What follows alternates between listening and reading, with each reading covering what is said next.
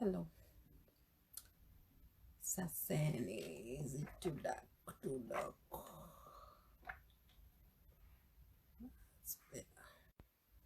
Yeah, somebody's texting me. How are you? How are you, Nick? Good morning, good evening, good night. Okay. Let's think. I'm just being thoughtful because sometimes I read things that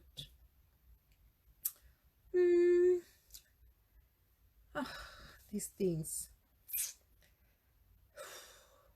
I don't know where to start, but I think I read somewhere and I've had people tell me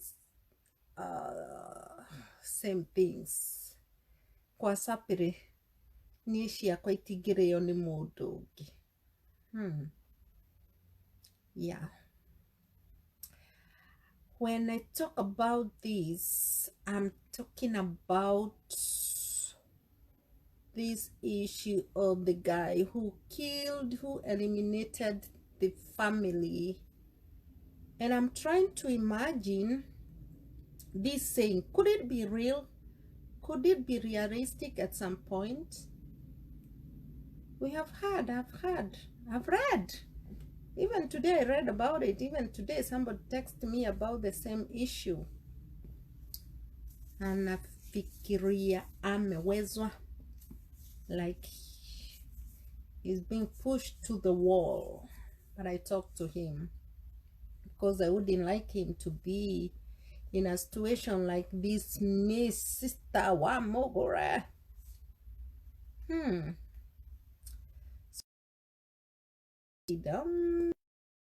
I'm not doing anything. It's cold. I minced about those. Could it be realistic at some point? Because it's not the first time I've had men saying na bibi yangu na kuna watoto na koti imeamua niwe nikilipa upkeep. Hapa ni tofauti. Child upkeep is a must, but back home it might be challenging. And could it be realistic? Could it be a cause of what we saw with the recent killing? So I was trying to imagine. It's not the first time. Even me, I had such.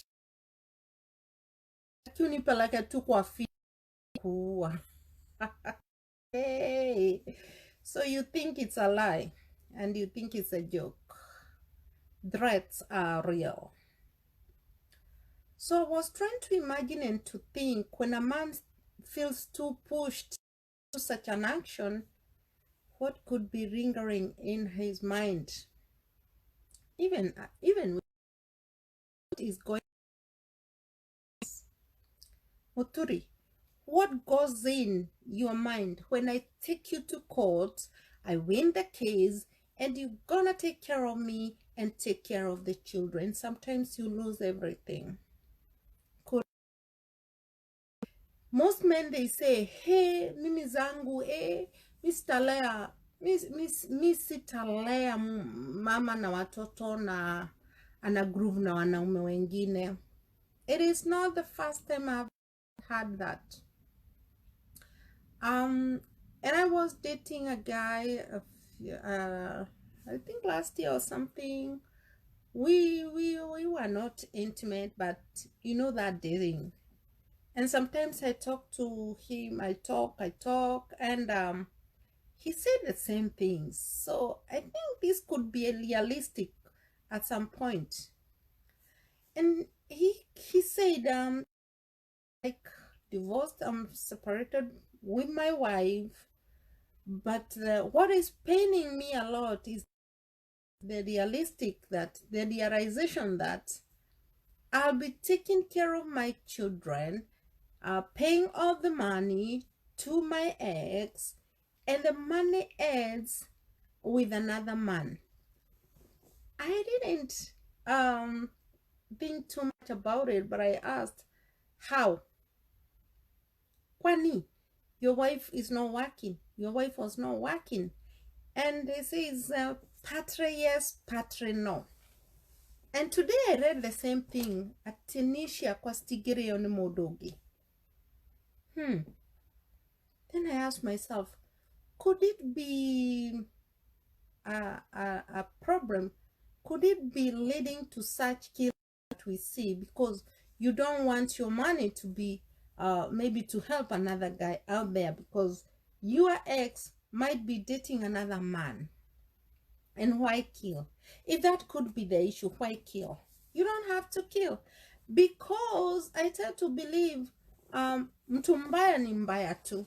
Masa mbaya ni mbaya tu. Kama naenda kama mkono zako zinatumia. But why kill? So I thought and reasoned along the way as I read that somebody, I think I screenshot the issue, lost it, I deleted without knowing, and he was saying he is a victim, and he was the one he would do the killer, perhaps kill himself, but he was just saying he will do it, but he never did it. So I didn't come into terms with the narration, because if he was there and he did not kill, why is he thinking that this guy did a very good thing? And he wrote it to so many people to read. I screenshot the story, and I read, and sometimes I understood where men come from, where they are going, and where all this is going to. The realization that, man, if I divorce my wife, is gonna help another man, is very painful to many men. Let's be realistic too. Because immediately I realized that I can take my husband to court so that he can pay child upkeep. That's a leeway to laziness. Let's be realistic. Because a good man, owing to the fact that he can go to court, he will take care of the children. Otherwise, we would be having so many cases going to court. I am not advocating for us not to take these men, if they are not responsible, to court for them to take care of our children. No.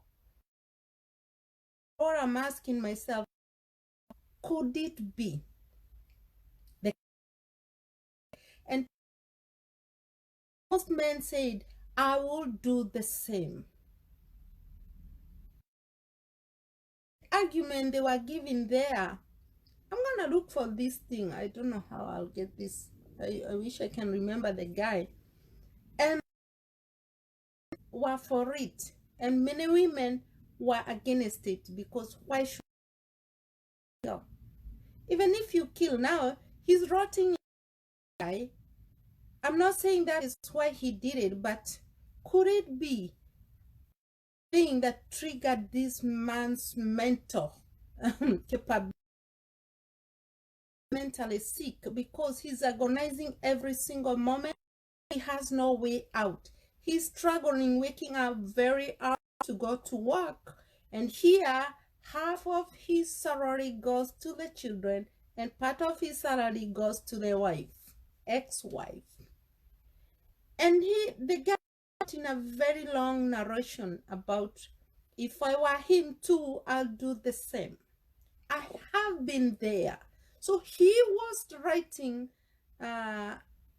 according to his experience. The good thing and good part of it is that even if people chagia him, he never killed, but he almost felt like doing it. So I commend him for that. But I ask myself, could this issue of us taking men to feeder, to court, mostly men are taken to is lenient enough. Children and women, that is no more across the globe. Women and children are favored. Boy child. And the boy child, not necessarily a small boy, no, these men, some of them are weak. And somebody put down there that don't joke with men, they're half animals and half human being. I had to agree with that. I agree 100% with that. They are animals is only that they reason, but immediately the reason disappears, they become total animals, stranger. And this can happen, mark you, beings with moral support from people, with moral support from their families, moral support from the communities, but immediately they lack that moral behavior, they also sink into depression because maybe we are not understanding them. Maybe if you listen to the case of such a person, maybe he talked to so many people, but so many people lied to him. And in such a scenario, alone, alone in your own thinking, alone in your own doings, alone in your own goings, and depression sinks. You become mentally sick. Yeah, we see you, we start judging you, mnamonaje, bla bla, zilienda, ukipita kwenye watu, wanakuonyeshana. So I was asking myself, according to the narration, not according to the killings that happened, because maybe the guy has a mental problem or not, but I don't think so. It's just a planned murder. My thinking, could this saying ati mimi zangu azitaliwa na mwanaume mwingine nikiwa uhai? Even like they're in love with a certain lady, but a girl has a baby girl, let's say a baby boy mostly. And I have heard, personally, I've heard people say, I am not gonna take care.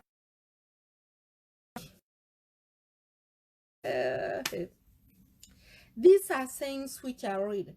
And in such circumstances, if you follow some cases, you'll hear when these people get nabbed, when they get arrested, it is a collusion of some kind.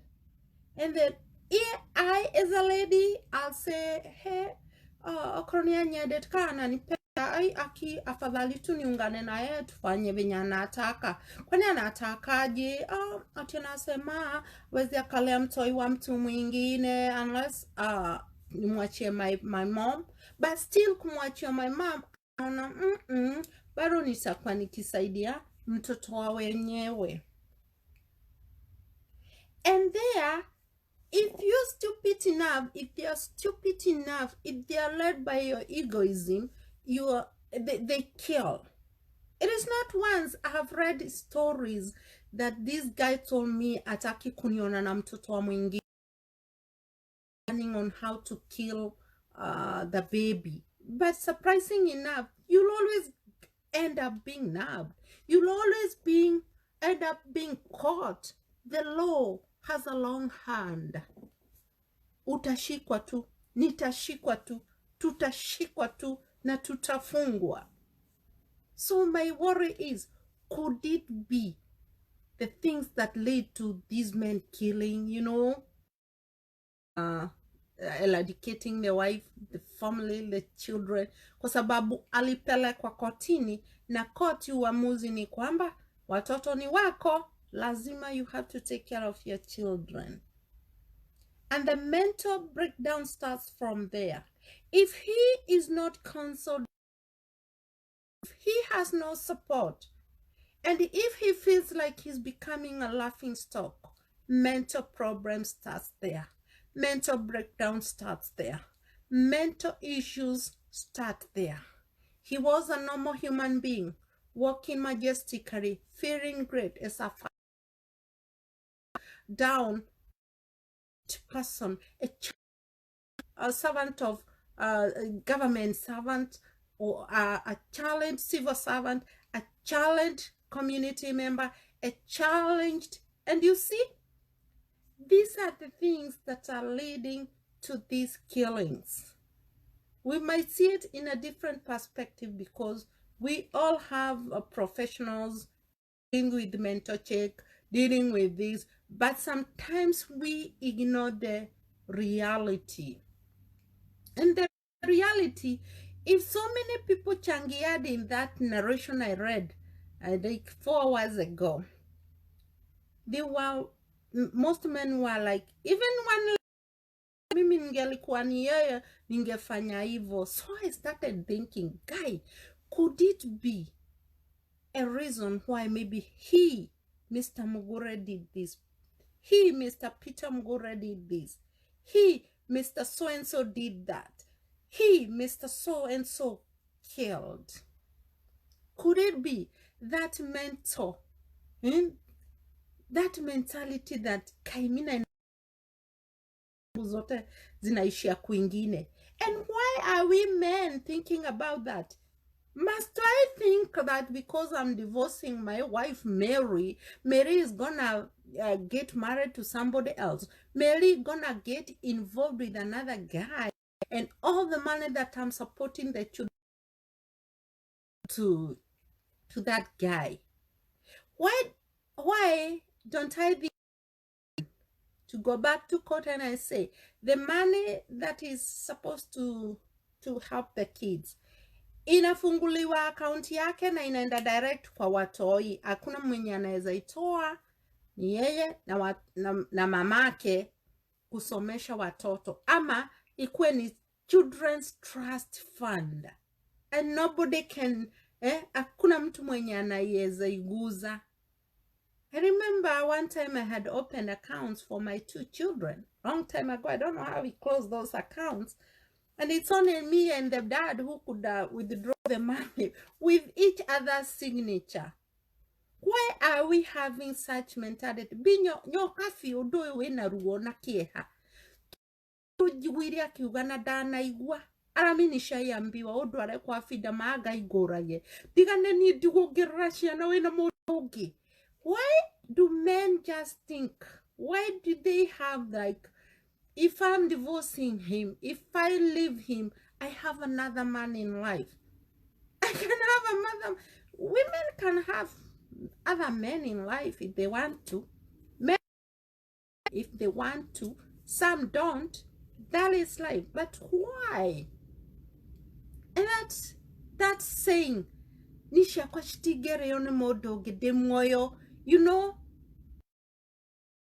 the reason why maybe such a guy committed such an atrocity, aliona tu amalize familia kwa sababu ana feel pain bibi mwingine, na pesa zenye anakatwa hata kufanya kazi tu sana zinaenda kuhelp another guy. It could be a possibility, but must we kill? Must you kill Mr. Kamau? Must you kill Mr. John? Must you kill Mr. James? Must you kill Mr. Peter? Must you kill? Must you think otherwise? Nisha kwa shitigere yone modoge demoyo gionaga. And if you want that not to happen, why then don't take an initiative of support? Because I tend to believe by the time you are taken to court to take care of your children, it means you have neglected the children. That lady did not just wake up and just decide. I'm not talking about the lady who was killed. I'm talking about this phrase I have had for long. Remember, if I am taken to court because I'm not taking care of children, it means I have neglected them as a man, as their father. And the first thing the court does for it to prove, because most of these guys, they say, they even start, I don't know, mwana maski si yangu, unaona poa, yo poa, mimi wangu twende DNA. Na hakuna kitu kibaya kama DNA. It will prove otherwise. These are children. Then what next? The court decides. Mr. Kamau, you have neglected, Mr. Mwagi, you have neglected these children because This lady did not just wake up just like that, yet to take you to go to Asama. Reason why you've been taken to a court. There must be a reason why you are taken forward. You have neglected the children. So, the court is not stupid. It weighs the situation. Unasikia hata mtoto wa huyu baba alimuuliza, si wewe ni Peter mwenye. So the children knew. Kwa hivyo hata ukienda kotini unamjua Peter, you know kids are very innocent. Unamjua Kari, nani alitaka kuua. Alafu utaulizwaje na koti aje na kataelezea. Start thinking, oh, my wife coached the children. Akia Mungu mimi ningefungwa tu nitamuua.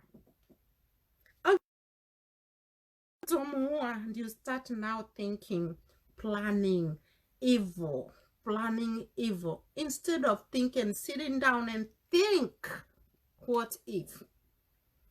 Sit down and think, why should I kill? Sit down and think, God, would you help me in this issue for me to move on? But because of jealousy, the other day I talked about jealousy. It is not me, it's the Bible. Who can stand before jealousy? If you start now creeping jealousy into you as a man, as a father, being divorced and being taken to court because you neglected the children, then creeping those evil minds that the akia Mungu mingi ambiwa tu nilawa watu na hizo dozi naenda kwa mwanamume mwingine, you finished. Watoto ni wako lea. Arazi ni pewa watoto wivu. Si eti nitaenda huko ni ara nikiwa. Even when I'm married to you, how many women here watching, listening? When some people there, they marry na bado wanakaa tutajificha tu nonsense, which is normal. So ukianza kuwa na that mentality, ati bwanako atapendwa na mwanamume mwingine juu mmeachana, you crazy. Honestly, I'm not being against men, but you crazy. Hiyo ni mentality baya sana. You possessive. You need to kulegeza hiyo roho, hiyo wivu. See, even before you met that lady, you were not the first man, unless you found her a virgin. And even finding her as a virgin does not mean she had no other person wooing her. Let's be realistic. Let's not use this msemo ati nisha kwa mimi zangu haziwezi zikaenda kuliwa na mwingine. Heck no. Why don't you realize that if you don't want that, why then don't you take care of your children? Why don't you volunteer? Useme pesa zangu zitasomesha watoto. Watoto ni wako. You know? Enda unalipa shule. Commit yourself. You'll never have tassels. No way. Even this friend of mine I was trying to date is like, you know what, tunakaa nyumba moja na my wife, my ex, kwa sababu akishahama sitaki kuwa na mentality ati pesa za wake up very early zinaenda kwake anakasla hamster. And I'm talking the truth of my heart. That is what I was told. Kwa mwenzake, yeah, what makes him think his friend acha mentality? Si atadhania kidogo anani ndo na mimi natumia na mwingine kwa sababu kwangu mentality yangu anasaidia mama ameketi kwa nyumba the other side with another guy. And that is how you see maybe happened. Ni vitu kama hizo lazima uketi na ufikiria. You sit down and think, kama yeye yuasema hivi, What about me? Na mimi nimemkuta tu akiwa na hizo issues, legal issues. Ni kumaanisha hata na mimi najitia kitanzi kuingiana na yeye. Must we kill? Na hii mentality, hey, hata mimi. By the way, it's also another issue. If I want to get married and I find that this guy has children, young kids, naanza kujiuliza kama yanaogopa pesa zake akisaidia wanae huko zitaliwa na mwanamume mwingine, what makes him think that I, Koringash, will be part and parcel also of supporting that children, that family, that walidivorce, waliachana na pesa zangu? Could it be? Hizi misemo ara mimi niseme hey, ara zangu hazitaliwa na mtu mwenye, kwa sababu when I get involved with him, it means that I am also part and parcel of that problem. Could it be? Mara nyingi tumesikia misemo aina. Nimesikia misemo karibu 4 sijui 5, na zinaweza kuwa realistic enough kabisa. For real. Ati unasema nini? Steven Lian, ulienda wapi my security officer? Ati but the same case applies to women. How could a child refer to his father as Peter? Yule alitaka kutuua. It just shows off how women poison their children mentality about their father. Rian, that is true.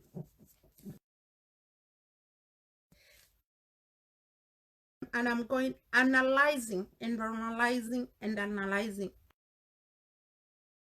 person who wrote to me said, I'm using the phone that has the WhatsApp. I would have read for you what he said, because Adanae, he feels amefika kiwango. Na nikamweleza nikamwambia, please don't do anything nasty. We don't want to start changiaring for you to be released. Umefanya hivi, umefanya lile. Gema, how are you?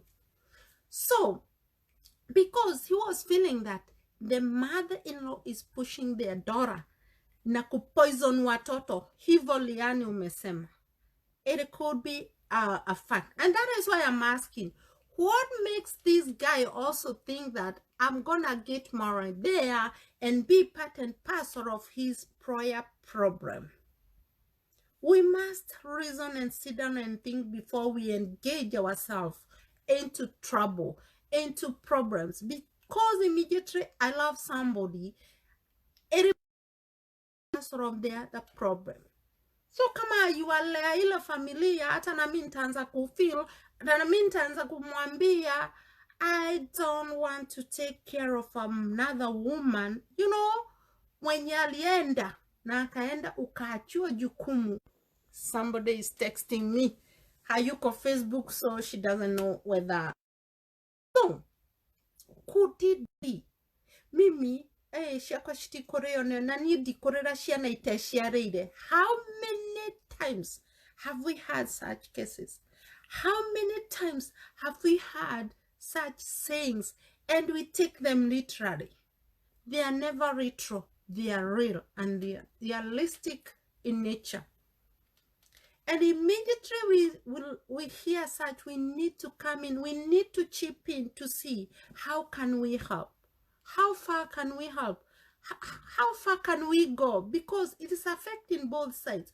Me as a lady and the guy as a man who mwenye ameachiwa jukumu na amewekelewa makaa hapa kwa kichwa, anaban, utalea wale watoto cha nguvu na ni wako. Is there a way me as a man I can take care of my children instead ya nipelekwa kotini nipate haya? Ati woi unajua nini? Kare ameambiwa le watoto cha nguvu kwa sababu wa neglect. One thing that is a shame. It's very disappointing. Huku kwa mtaa ni mimi ni Kare nenie tu egoistic. With my egoism. I'm a man niko na watoi wawili warembo wazuri, na kumbe huku manyu si walai mpaka ngava inaingilia. And we as ladies, tuache kuingiza. I'm double sure. You know, I'm a lady and I was there, and when problems became too much, unasikia watu wakasimpeleke kotini, you know. And immediately now you also start listening to those inner thoughts, you know. Nimpeleke kotini. Then you listen to the second and the third and the fourth. Unaona ni vizuri kupeleka huyu mwanaume kotini ndo alee watoto. Istoshe, badala ya kunyamazia na unyamazi wambie Mungu alhamdulillah koti imeamua, na tena inakuwa ni maringo, I want the case. You know what? Atake aspende atawale watoto. Could it be a reason why most men are killing nowadays? Because they are fearing responsibilities imposed on him, direct pressure.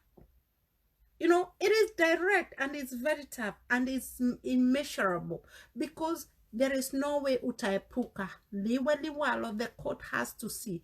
My own friend led to such a situation. Were it not for me and my ex and several friends, he would have done the same. Yeah, if he's watching, he's not on Facebook, he would right there, I know. Because he was pushed too far to take care. But I told him it is a mistake. I remember I was giving this story in a dinner somewhere 2 weeks ago, and I gave this story. I didn't know such a case will happen and talk about it. And I said, even he cannot come to America. He is on an arrestic mark because of what he did, nasty things. But he never killed. And time again, he regretted his actions. He never killed, but he did nasty things, you know, to an extent. He aizi akaingia huku dakaigeria magoro goko ni akerirwo ogwo mutharafa mutune, you know, because the way we reason sometimes, when we listen to those evil inner emotions, inner ideas, what if I do this, without second thoughts, we end up being in trouble. And you know, life is full of surprises. And sometimes if you don't consult, if you feel like consulting, I will look stupid, I will look silly, people will laugh at me, I'll become a laughing stock, that is the time we start failing. Because sometimes if you consult, utasikiza mtu mdu akikwambia mazi siwezi nikafanywa hivyo, lakini usifanye jambo mbaya. And I'm talking this because somebody WhatsApped me a very long narration of what is happening. Akaniambia, uliona hii kesi imefanyika Kenya. He's here. He's not watching. I can't see him here watching. I know he's busy or they are sleeping because they are ahead of us. Akaniambia, by the next Thanksgiving, I want this to happen. Last season, I'm feeling like nimefinyirika to an extent. I can do like that guy. And I said, heck no, don't do that. Your life is your life.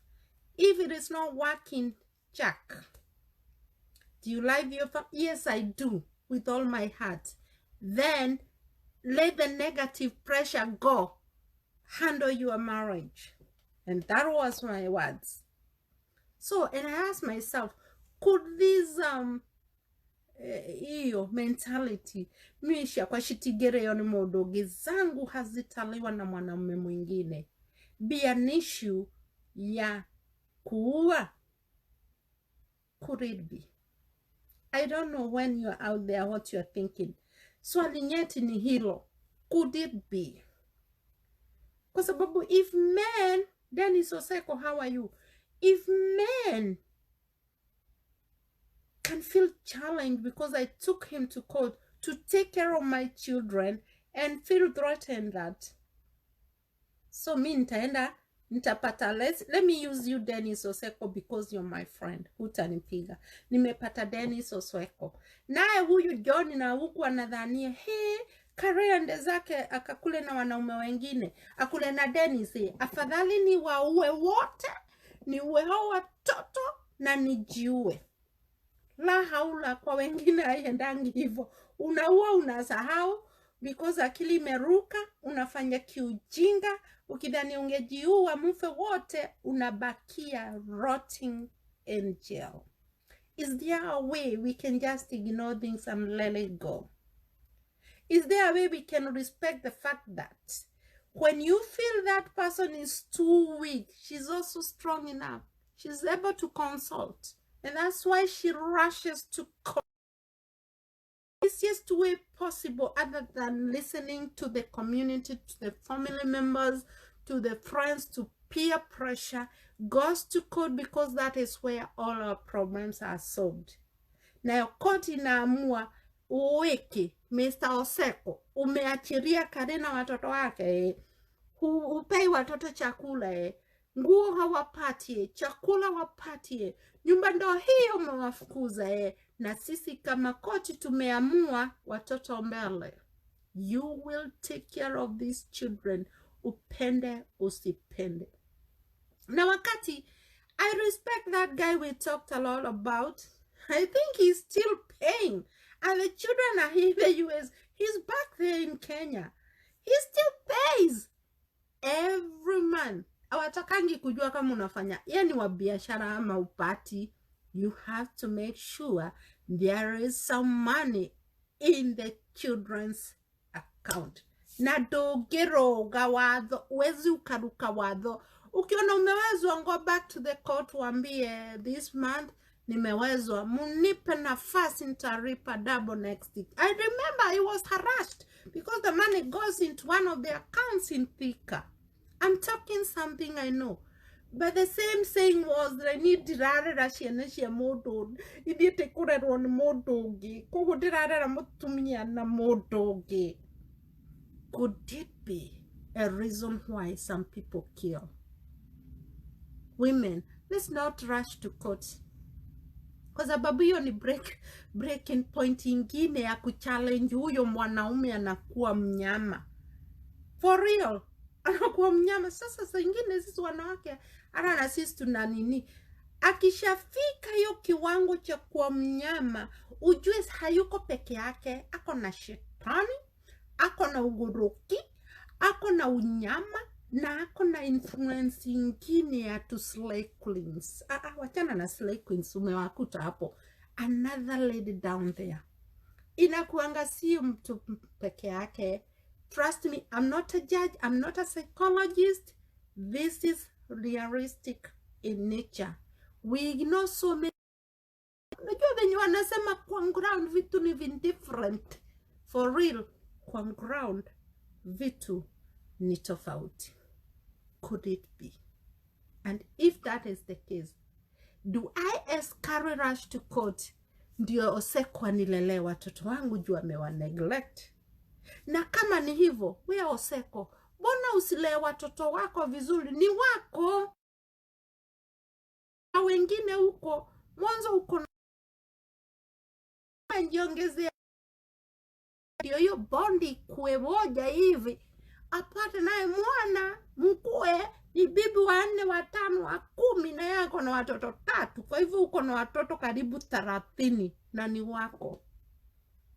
So if you don't take care of the first kids, what makes you sure that utalea wenye umezaa na huyu umechukua sahi kwa sababu mlikosa na Kare? Shame on us, both sides, men and women. Kwa sababu liwalo, hata usipo nilelea mtoto, utalewa huyo mwingine. Let's be realistic. Lea watoto wako, koti haitakuweko. Nilea watoto wangu, koti haitaingilia. Kwa sababu immediately the court decides it is this way, utanyoshwa, nitanyoshwa. And there is nothing we can do unless we kill ourselves. We don't want that to happen. Now, could it be And with that few remarks, I don't know what to say. Dennis Kipkoske, could it be? And if that is the case, Dennis Kipkoske, lea watoto wako. Wacha kuachia nafasi mama akupeleke mbele. Akiwin, utaisha. Na utaisha kimfuko, kifikra, kimaisha, na kicommunity, na kikenya, na kiamerika. Seriously, utaisha. Because lazima utalea huyo mtoto. Hakuna kitu cha muhimu mpaka huku Amerika kama mtoto. Those two things wanakuanga mstari wa mbele. Na before koti iamue, huwa wamechunguza, wamewauliza maswali, mpaka unawili. One more thing, men. Kama unajua watoto ni wako, unakaa na nini mpaka mnaenda DNA, mnalipa pesa nyingi.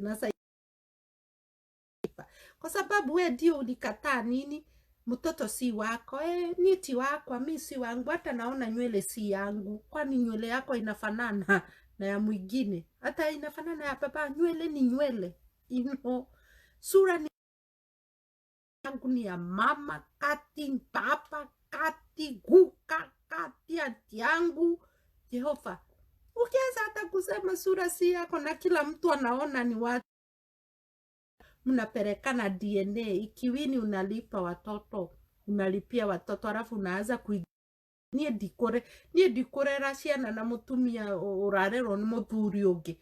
Ara mwingine alisema, na sitaogopa hapa, alisema cha ukweli, nikiwa ati mimi nakata mshahara yangu yote na yeye anaenda kuinulia wanaume wengine miguu huko. That is the thing. Could it be the reason why people are killing? It could be. And let's not ignore that saying. It is a realistic thing. It is real. And it's the highest time we thought about it. Ara hivyo wanasemanga, ni dikorera mwana iteshiarire. Na wakikugu akasema, kwenda mukwa na ng'ombe hamwe.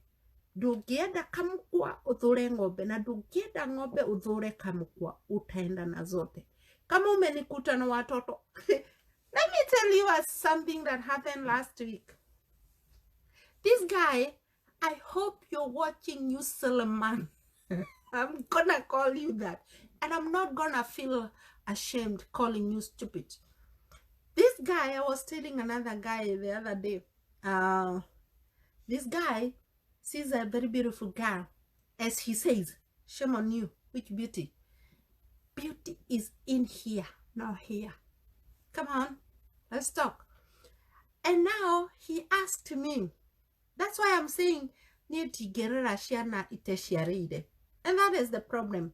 And he asked me, and I'm gonna say this, and this thing came in handy. I would have forgotten that. I was summing up, but now ara nimeamuka sasa, kichwa kimealuka.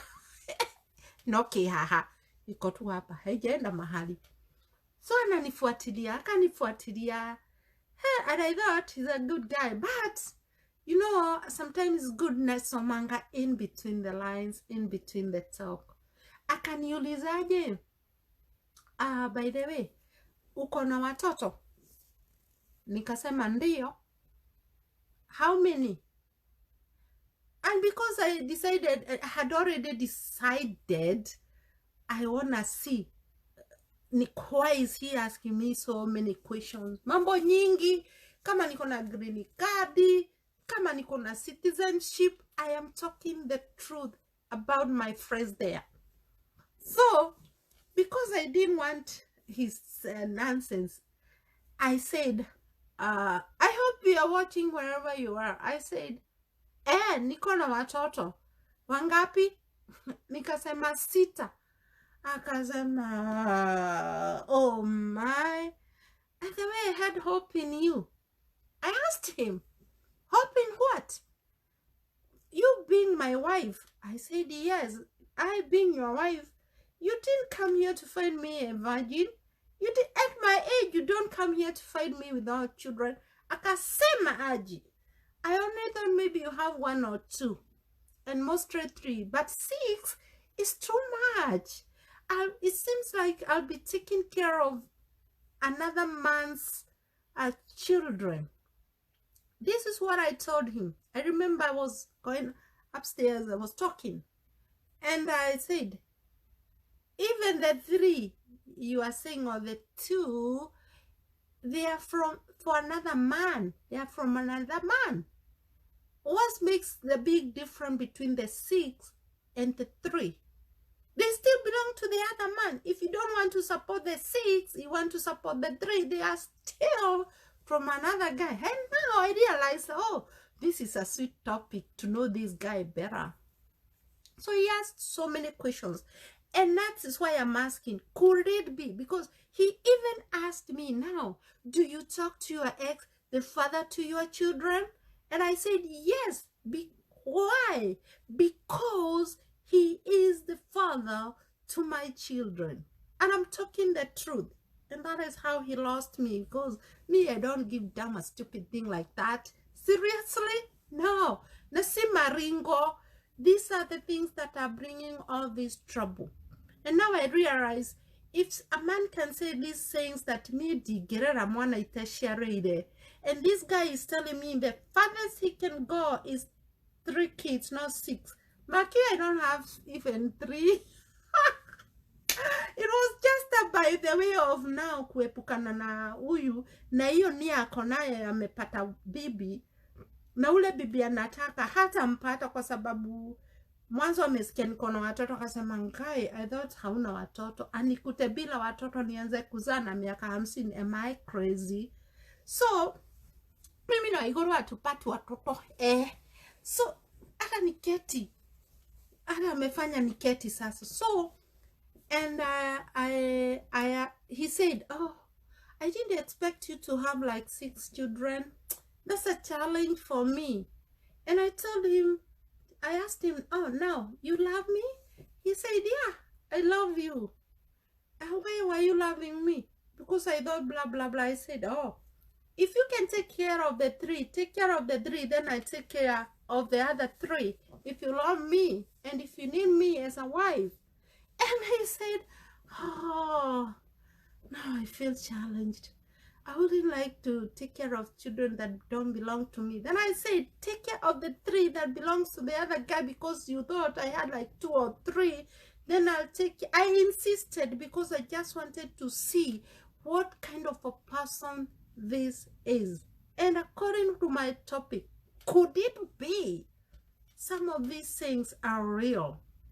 Because ye mwenye aliniambia live, na mimi nikajua, oh, sasa kila kitu wataniuliza, nitakuwa nimepinda ama nijifanya mzuri, nimsome zaidi. So this is what I told the guy.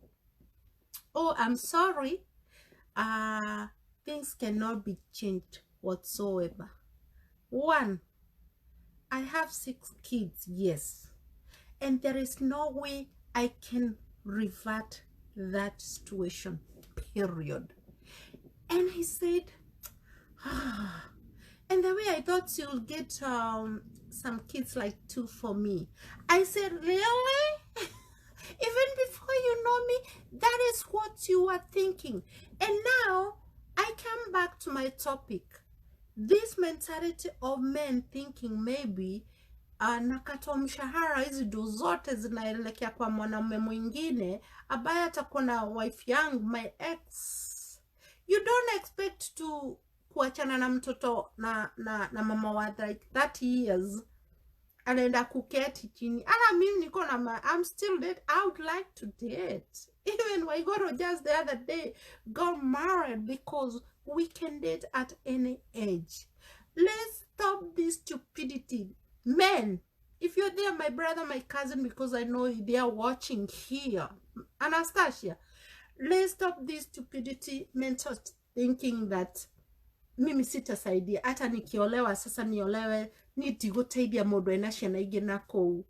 You don't expect, unless marry virgins, stay with the virgins till the day you part. And that is how I came to realize sometimes this issue of thinking that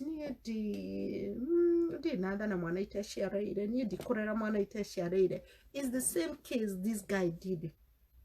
So We talked and talked and talked, and I realized, I said, at my age, I cannot give birth. I'm not ready for any baby. Tafuta kwingine. And that was it. So, to my topic, could it be such mental thinking that nakatwa do zinaelekea kwa mwingine, naolewa na mtu ako na watoto walienda na mama, ni mimi na yeye. Kwa hivyo hata mimi I'm also part and parcel of taking care of the other family, na inaanza kuwa ni vita maleza ila familia. Mimi staki na mie dikweda. Could it be? With those few remarks from me to you as usual, good night, good morning. I love you all and thank you for listening. Thank you for watching. Najua tumesaidika. Kuna watu wetu hapa ndani. Najua mmesaidika. That's the only way we can reason. Let's not kill because of such mentality. Let's not kill because we feel challenged. Let's talk to people when we feel challenged. Let's consult with churches. There are churches there. We have lawyers whom we can consult. We have our mothers, and sometimes our mothers or parents are the worst to consult. Let me be realistic, because some, they just want the best for them, not for you, not for me. Urauma kwa wodhieko, unatoka huku uende wapi? You know, na hapo ndipo tunavumilia, vifo zinaanza. Lakini kukitokea shida, nitageuza Kiswahili, because dead people have no tales. And that is it for tonight. Bye bye. Joshua Standard, how are you? Waboi motoi, mambo vipi? Yugugeibia odigeo erija ohoro kegeibia doere kiguta kiguta wa mwaneki kegota kegota.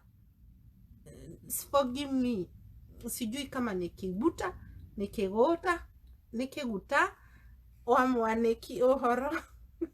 Rona jeri maisitra sasa. Stano Obi, mambo vipi? Kinyajui David ohoro. Siti wa koi ohoro mugabi katade. Nini dare kia doito. Peter Nyori, mambo vipi?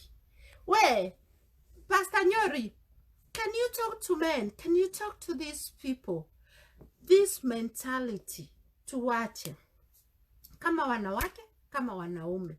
Kwa sababu kuna mtu aliniambia niwe nikisoma messages zenyu. Steven, my this is my security officer. Watoto wengine huwa ni wa Holy Spirit. Mukienda DNA, results zinatoka positive. DNA ile ilitoka positive tu ni ya Yesu Kristo. Zingine zote, it is either the truth, your child is yours, Steven. And when you unaachana na huyo bibi yako, wacha kumuua, wacha akapendeke. Kama we humpendi, kuna mtu mwingine mahali pale anampenda. And that is why you men, wenye mko jealousy, wenye mko so possessive, you think that lady hatapendwa na mwingine kwa sababu ulimpenda. Who are you to think such? Who am I to think juu niliachana na wangu hatapendeka? Si hata alikuwa anapendeka nikiwa. Why should I start thinking of killing? Pastor Karaoke, we, tumete kurayume shida. Can you preach this to your church? Because I know you have been preaching since you were a small boy to date, 40 years down the lane. Preach to people not to think these evil ways. That hata kanisa ilisema tusiachane, kanisa inashida ikiniambia karevumilia. Karaoke, usiniambie nivumilie. If it is not working, look for a way to talk to me as a man of God, as a bishop, as a pastor. Move on. Wacha kuniambia nikae hapa mwishowe na uliwa nasema ati I wish ni damu irire ume. Asha, teach me the Bible, the way of the Bible, but still leave a leeway for me to decide. Leave a leeway for us to think as people. Leave a leeway for us to think outside the box so that we avoid all this. We not eliminate. We minimize all these things we are seeing in our societies. And thank you so much. Nani mwingine sijasoma text yake. Ruth Kiambi, ohoro. Onchen kunja kundi wairira wakile. Sanu wagadugu. Wewe yako sijui ni gani. Kipskoske we tuliogea Dennis Oseko. Designer Trusi. Taxi. Rufino Nishinda. Josephine Mwauro Hororio haha we tikafa ugurire shube teoregage ne korora enewe binyo karaoke ngai wa mwathani aramurathima aramuigwira tha aramuonekanira na mwende muno makiria na tuhe thayo na tuhe meciria ma thayo tige gwiciraniria meciria mauru kwendanira uru kuiguanira woiru reke ndare mwone guikarania nawe nyumerie nawe umeria tutigane na thayo otherwise koragana kurihania mikora it doesn't solve anything. Tutikohwo ni urimo wito, tutikohwo ni kwiyagira kene, tutikohwo ni undu wa kwiyenda makiria muno kwiyenda. Bye bye, love you all.